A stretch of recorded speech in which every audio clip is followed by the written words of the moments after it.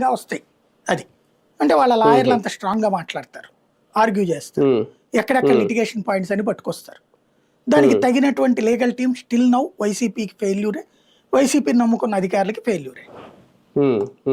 బలమైన సుప్రీంకోర్టు లాయర్లు కూడా తెలుగుదేశం పక్షాన ఉన్నారు, వీళ్ళకి లేదు. అక్కడ పొయ్యాలి కోట్లు. ఇప్పుడు చంద్రబాబు గారి కేసులో ఎన్ని వందల కోట్లు పోసుంటారు లాయర్లకి. అట్లా జగన్ కేసులో పొయ్యగలిగి ఉంటే అప్పుడే బెయిల్ వచ్చేది కదా, 16 నెలలు జైల్లో ఎందుకుంటాడు, నడుస్తుంది. తను లీగల్ గా పట్టించుకోడు.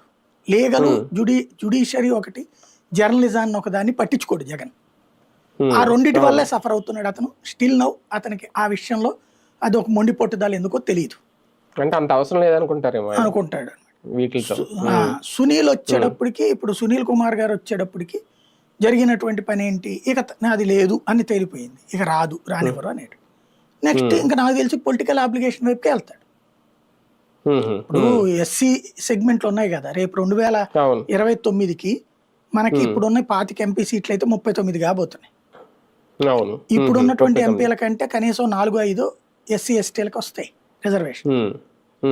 ఒక ఎస్టీ 4 ఎస్సీ యాడ్ అవుతాయట ప్రస్తుతం లెక్క, ఫ్యూచర్ లో వచ్చేటటువంటి. అట్లాగే ఎమ్మెల్యే సీట్లు ఇప్పుడు ఉన్నట్టు 175 నుంచి 225 వస్తాయి.